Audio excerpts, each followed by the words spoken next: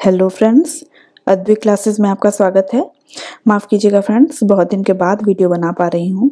कुछ व्यक्तिगत समस्याओं में उलझ गई थी, परंतु प्रयास करूँगी कि जल्दी जल्दी वीडियो बना पाऊँ।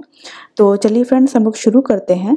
हम लोग शुक्ल जी की पुस्तक को देख रहे थे, हिंदी साहित्य का इतिहास, ठीक है। और इसको हम लोगों ने लगभग ख़त्म कर लिया है। काव्य खंड जो इसका अंतिम खंड है उस तक हम लोग आ चुके थे। तो फ्रेंड्स, मैंने बताया था काव्य खंड को इन्होंने 4 प्रकरण में बांटा है। 3 हम लोगों ने देख लिया था। प्रकरण 4 आज हम लोग शुरू करेंगे। फ्रेंड्स, ये बहुत लंबा प्रकरण है, लगभग 80 पेजेस हैं इसमें, तो इसको खत्म करने में 2-3 वीडियोस लग जाएंगी। आज हम लोग इसका भाग 1 देखेंगे, जिसका नाम है नई धारा तृतीय उत्थान, वर्तमान काव्य धाराएं। ठीक है, ध्यान दीजिएगा, वर्तमान काव्य धाराओं की बात इसमें इस प्रकरण में होगी। ठीक है, तो चलिए देखते हैं। फ्रेंड्स, हो सकता है कि आप लोगों को थोड़ा सा बोरिंग लगे, लेकिन ये जो प्रकरण 4 है इसमें ही आगे जाकर के हम लोग छायावाद को देखेंगे। ठीक है, छायावाद इस प्रकरण में जुड़ने वाला है, तो उसको वहां तक पहुंचने के लिए इन बातों को जो लिखी हुई है शुरू में उनको समझना जरूरी है। ठीक है, तो चलिए देखते हैं। द्वितीय उत्थान के समाप्त होते होते खड़ी बोली में बहुत कुछ कविता हो चुकी थी। इन 25-30 वर्षों के भीतर वह बहुत कुछ मजी, इसमें संदेह नहीं, पर इतनी नहीं जितनी उर्दू काव्य क्षेत्र के भीतर जाकर मची है। जैसा पहले कह चुके हैं, हिंदी में खड़ी बोली के पद्य प्रवाह के लिए 3 रास्ते खोले गए, उर्दू या फारसी की ब्रहों का, संस्कृत के वृत्तों का और हिंदी के छंदों का। ठीक है, तो यहाँ पे क्या कह रहे हैं कि हिंदी में जो खड़ी बोली थी उसमें पद्य प्रवाह अर्थात उसमें कविता किस तरीके से हो सकती थी, उसके 3 रास्ते इन्होंने बताए हैं। ठीक है, या तो उर्दू फारसी के जो अक्षर थे उनका प्रयोग किया जाए, या संस्कृत के शब्दों का उनका प्रयोग किया जाए, या फिर हिंदी में जो छंद है उनका प्रयोग किया जाए। तो ये 3 रास्ते बताए। इनमें से प्रथम मार्ग का अवलंबन तो मैं नैराश्य या आलस से समझता हूँ। तो यहाँ पर जो प्रथम मार्ग है अर्थात ये उर्दू या फारसी की जो बात हो रही है उसको शुक्ल जी ने बता दिया कि वो आलस से उसको वो मानते हैं, यानी कि वो उसको सही नहीं मानते हैं। वह हिंदी काव्य का निकला हुआ अपना मार्ग नहीं है। ठीक है, अतः शेष 2 मार्गों पर ही थोड़े में विचार किया जा सकता है। ठीक, शेष 2 अर्थात ये जो संस्कृत है और जो हिंदी के छंद है इन पर ही विचार किया जा सकता है। अब आगे देखिए क्या कहते हैं। इनमें तो कोई संदेह नहीं कि संस्कृत के वर्णवृत्तों का माधुर्य अन्यत्र दुर्लभ है, पर उनमें भाषा इतनी जकड़ जाती है कि वह भावधारा के मेल में पूरी तरह से स्वच्छंद होकर नहीं चल सकती। संस्कृत पदावली के अधिक समावेश से खड़ी बोली की स्वाभाविक गति के प्रसार के लिए अवकाश कम रहता है। तो एक तरीके से ये संस्कृत को भी थोड़ा सा साइड कर रहे हैं। ठीक है, अब आते हैं हिंदी के सब तरह के प्रचलित छंदों में खड़ी बोली की स्वाभाविक वाग्धारा का अच्छी तरह खपने के योग्य हो जाना ही उसका मजना कहा जाएगा। हिंदी के प्रचलित छंदों में दंडक और सवैया भी है, यानी कि ये क्या कह रहे हैं कि हिंदी के जो भी प्रचलित छंद हैं उसमें खड़ी बोली जो है स्वाभाविक रूप से वो उसका मजना तभी कहा जाएगा जब उसकी वाग्धारा में वो अच्छी तरह से खपने योग्य हो जाए। ठीक है, और हिंदी के जो प्रचलित जो छंद है उसमें ये दंडक और सवैया की बात यहाँ पर करते हैं। आगे देखिए, सवैया यद्यपि वर्णवृत्त है पर लय के अनुसार लघु गुरु का बंधन उसमें बहुत कुछ उसी प्रकार शिथिल हो जाता है जिस प्रकार उर्दू के छंदों में। मात्रिक छंदों में तो कोई अड़चन नहीं है। प्रचलित मात्रिक छंदों के अतिरिक्त कविजन इच्छानुसार नए छंदों का विधान भी बहुत अच्छी तरह कर सकते हैं। आगे है, खड़ी बोली की कविताओं की उत्तरोत्तर गति की ओर दृष्टिपात करने से यह पता चल जाता है कि किस प्रकार ऊपर लिखी बातों की ओर लोगों का ध्यान क्रमशः गया है और जा रहा है। बाबू मैथिली शरण गुप्त की कविताओं में चलती हुई खड़ी बोली का परिमार्जित और सुव्यवस्थित रूप गीतिका आदि हिंदी के प्रचलित छंदों में तथा नए गढ़े हुए छंदों में पूर्णतया देखने में आया है। खड़ी बोली का पूर्ण सौष्ठव के साथ मजना तभी कहा जाएगा जबकि पद्यों में उसकी अपनी गतिविधि का पूरा समावेश हो और कुछ दूर तक चलने वाले वाक्य सफाई के साथ बैठें। भाषा का इस रूप में परिमार्जन उन्हीं के द्वारा हो सकता है जिनका हिंदी पर पूरा अधिकार है, जिन्हें उसकी प्रकृति की पूरी परख है।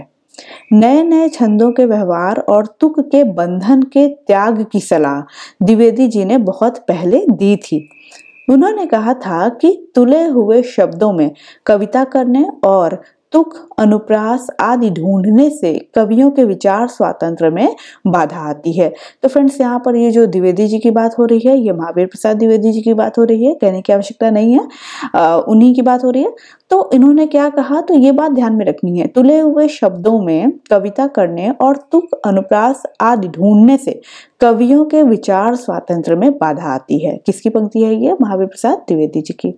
आगे देखिए, इधर कुछ दिनों से बिना छंद के पद्य भी बिना तुकांत के होना तो बहुत ध्यान देने की बात नहीं। निराला जी ऐसे नई रंगत के कवियों में देखने में आते हैं।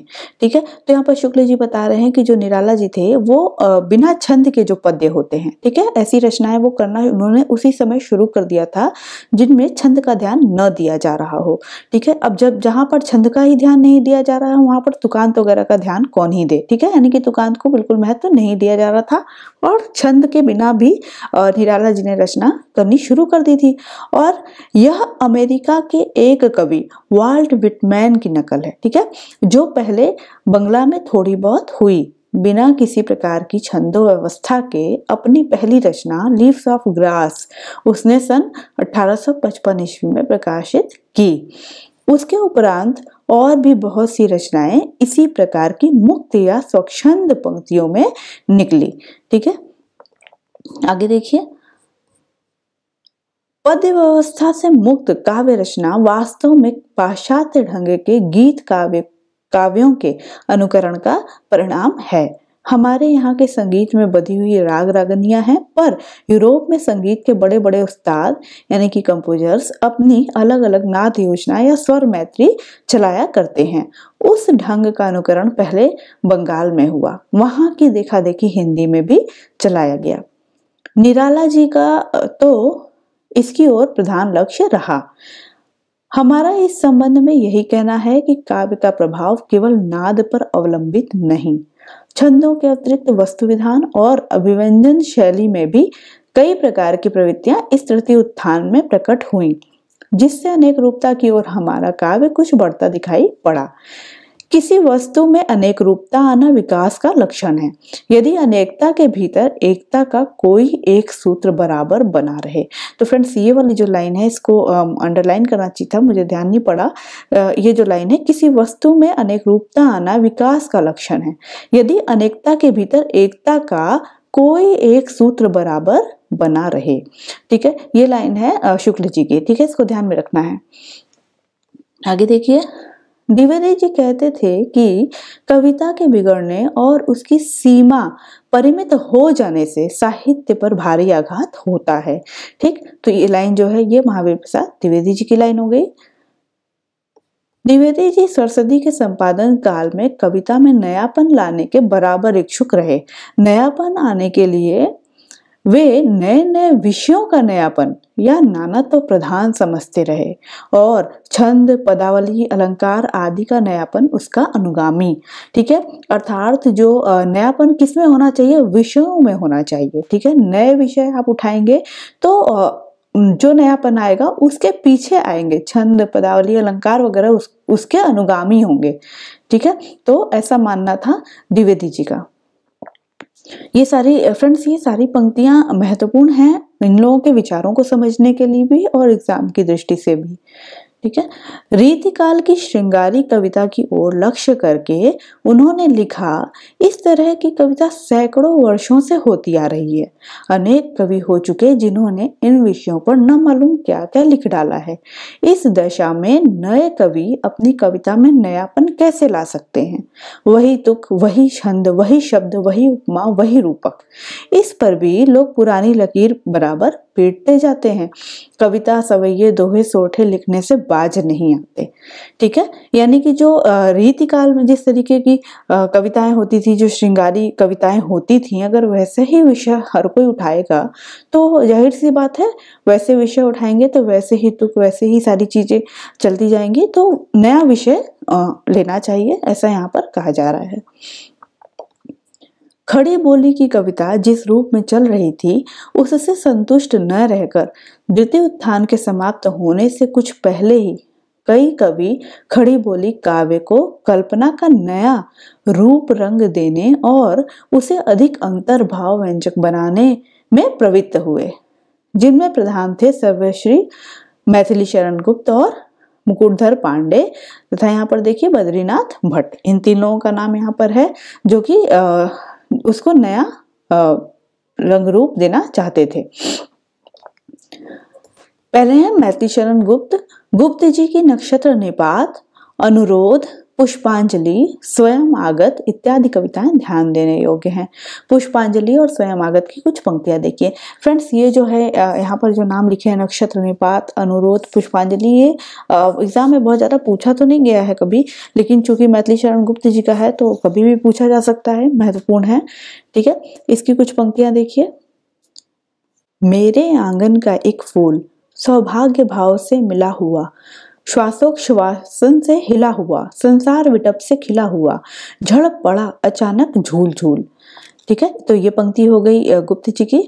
अगली पंक्ति है, तेरे घर के द्वार बहुत हैं, किससे होकर आऊं, सब द्वारों पर भीड़ बड़ी है, कैसे भीतर जाऊं मैं। ठीक है, इसी प्रकार गुप्त जी की और भी बहुत सी गीतात्मक रचनाएं हैं।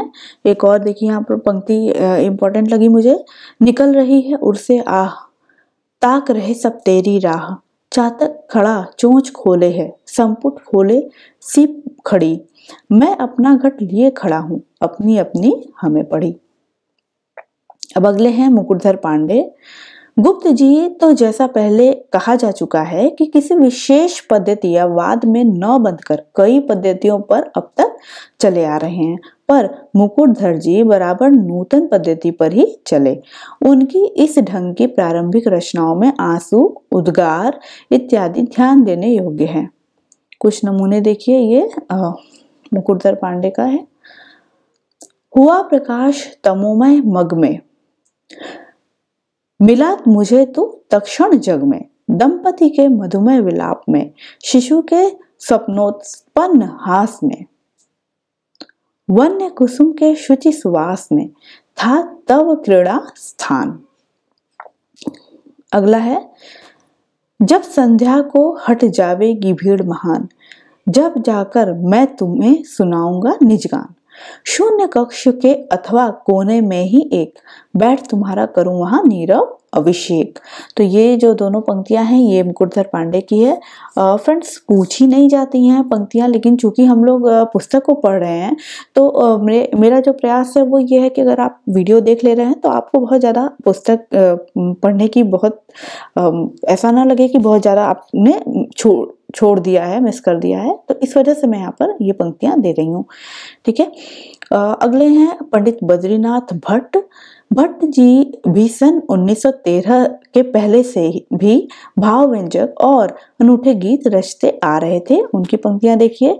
दे रहा दीपक जलकर फूल, रोपी उज्जवल प्रभा पताका, अंधकार ही होल। तो ये बद्रीनाथ भट्ट जी की पंक्ति है। अगले हैं पद्मलाल पुन्नालाल बख्शी। बख्शी जी के भी इस ढंग के कुछ गीत सन 1915-16 के आसपास मिलेंगे। ये कवि जगत और जीवन के विस्तृत क्षेत्र के बीच नई कविता का संचार चाहते थे। ये प्रकृति के साधारण असाधारण सब रूपों पर प्रेम दृष्टि डालकर उसके रहस्य भरे सच्चे संकेतों को परख कर भाषा को अधिक चित्रमय, सजीव और मार्मिक रूप देकर कविता का एक अकृत्रिम स्वच्छंद मार्ग निकाल रहे थे। अतः हिंदी कविता की नई धारा का प्रवर्तक इन्हीं को, विशेषतः श्री मैथिली शरण गुप्त और मुकुटधर पांडे को समझना चाहिए। ठीक है, तो फ्रेंड्स यहाँ पर देखिए ये लाइन बहुत ही महत्व की है कि जो हिंदी कविता की जो नई धारा है उसका प्रवर्तक शुक्ल जी किसको मान रहे हैं, तो उसका प्रवर्तक शुक्ल जी मैथिली शरण गुप्त और मुकुटधर पांडे को मान रहे हैं। ठीक है, ये बात महत्वपूर्ण है।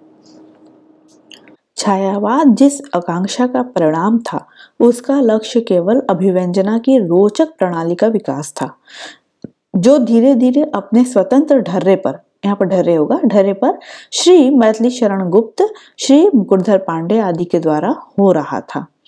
गुप्त जी और मुकुटधर पांडे आदि के द्वारा स्वच्छंद नूतन धारा चली ही थी कि श्री रविंद्रनाथ ठाकुर की उन कविताओं की धूम हुई जो अधिकतर पाश्चात्य ढांचे का आध्यात्मिक रहस्यवाद लेकर चली थी, परंतु ईसाई संतों के छायाभास तथा यूरोपीय काव्य क्षेत्र में प्रवर्तित आध्यात्मिक प्रतीकवाद के अनुकरण पर रची जाने के कारण बंगला में ऐसी कविताएं छायावाद कही जाने लगी।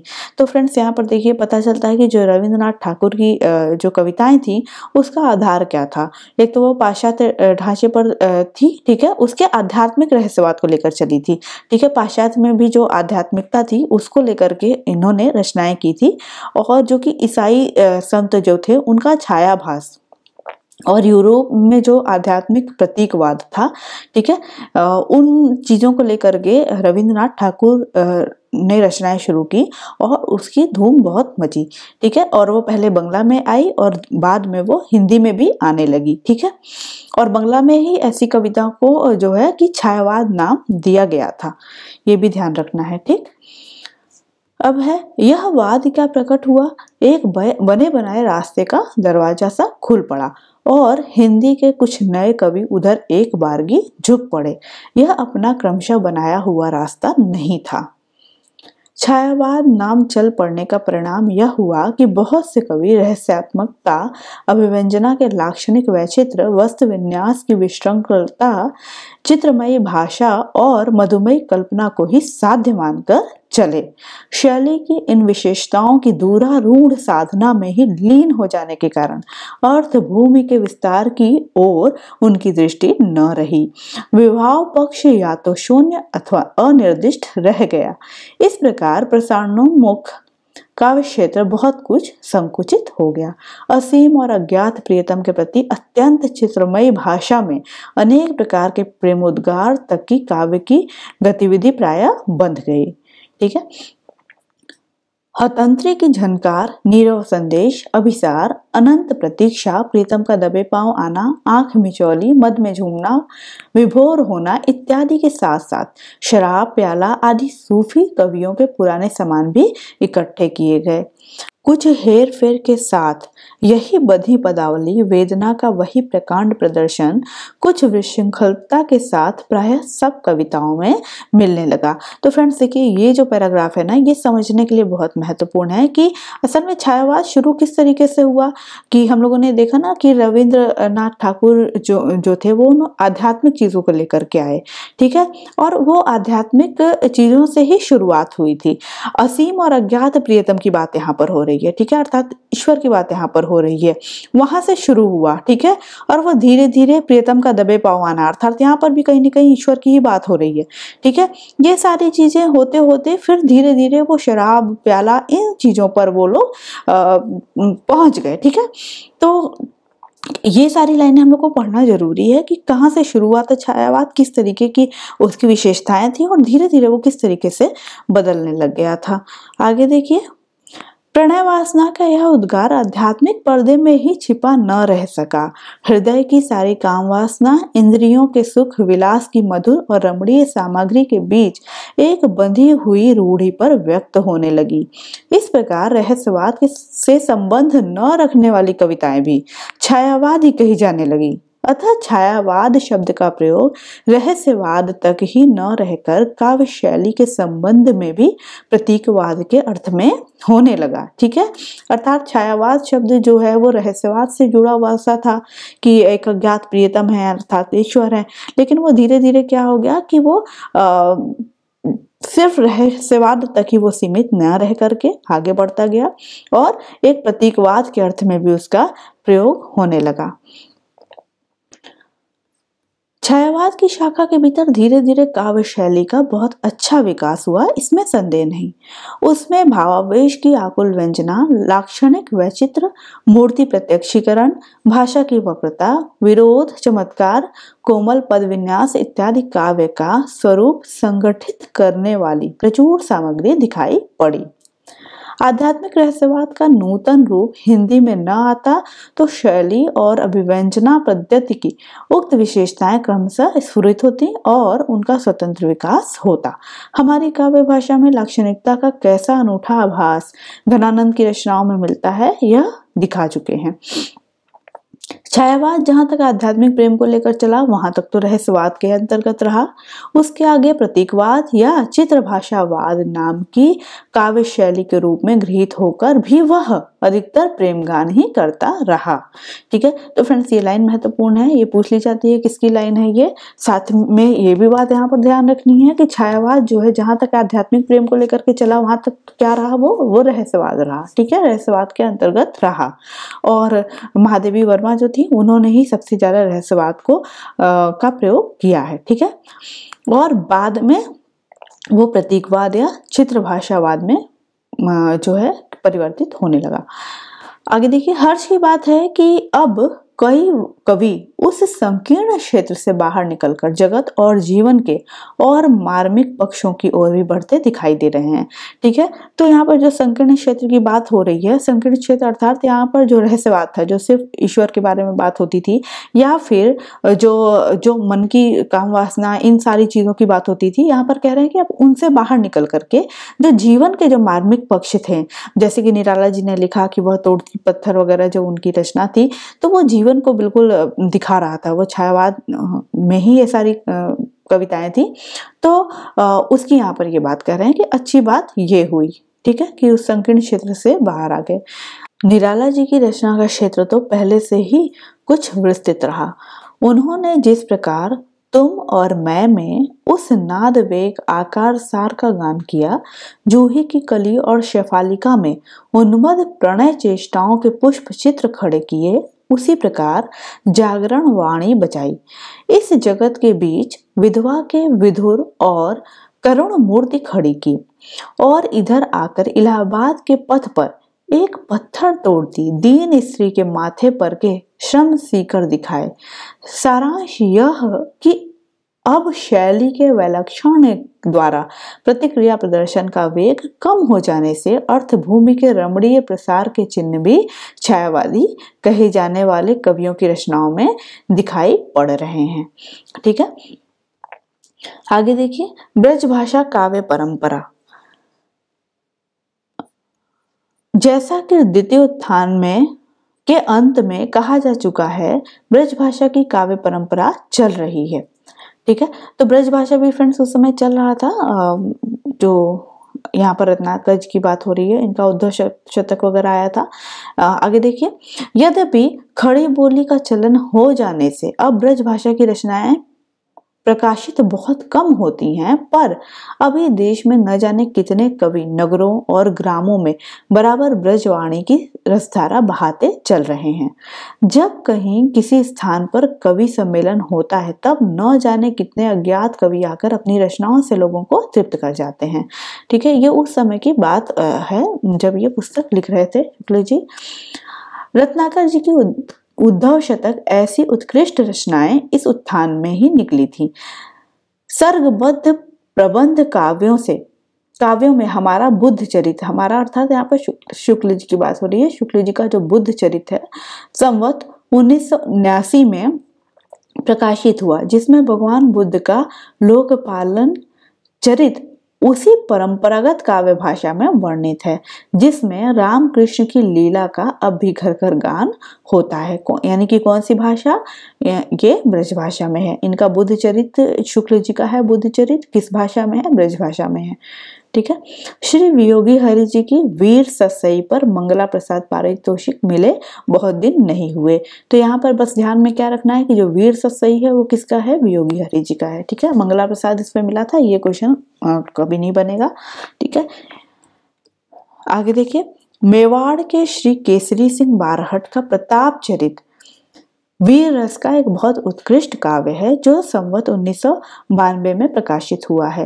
कलाविद राय कृष्ण दास जी का ब्रजरज इसी तृतीयोत्थान के भीतर प्रकाशित हुआ है। तो फ्रेंड्स यहाँ पर बस केवल इन लोग का नाम और इनकी रचनाएं ही महत्वपूर्ण है, बाकी इस संवत में इसीलिए मैंने छोड़ दिया क्योंकि ये कभी भी सन में पूछे ऐसा नहीं होगा। ठीक है ना, सिर्फ प्रताप चरित्र किसका है, केसरी सिंह बारहट का। राय कृष्णदास का कौन सा है, ब्रजरज, ऐसे करके याद रखना है। हम नहीं चाहते और शायद कोई भी नहीं चाहेगा कि ब्रजभाषा काव्य की धारा लुप्त हो जाए। यदि इस काल में भी चलना है तो वर्तमान भावों को ग्रहण करने के साथ ही साथ भाषा का भी कुछ परिष्कार करना पड़ेगा। उसे चलती ब्रजभाषा के अधिक मेल में लाना होगा। अप्रचलित संस्कृत शब्दों को भी अब बिगड़े रूपों में रखने की आवश्यकता नहीं।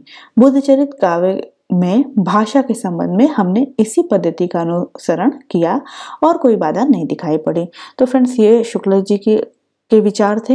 उनका यही मानना था कि ब्रजभाषा को अगर रहना है तो उसमें अपना थोड़ा परिवर्तन करके उसको रहना चाहिए। भाषा लुप्त हो ऐसा कोई भी नहीं चाहेगा। यहाँ पर ये सारी बातें कह रहे हैं। परंतु अब वर्तमान समय में तो खड़ी बोली ही है। तो फ्रेंड्स, ये प्रकरण मैं यहीं पर समाप्त कर रही हूँ। बहुत लंबा प्रकरण है, शायद 2 या 3 वीडियो और लग जाए इसको कंप्लीट करवाने में, लेकिन अब मैं जल्दी जल्दी से वीडियो बना करके बुक को कंप्लीट करवा दूंगी। आप लोगों ने बहुत साथ दिया। काफ़ी दिन से वीडियो नहीं आ रहे थे, फिर भी आप लोगों ने चैनल को सब्सक्राइब किया है, लाइक किया है वीडियोस को। तो प्लीज़ आप इसी प्रकार से चैनल पर बने रहें। सुनने के लिए धन्यवाद।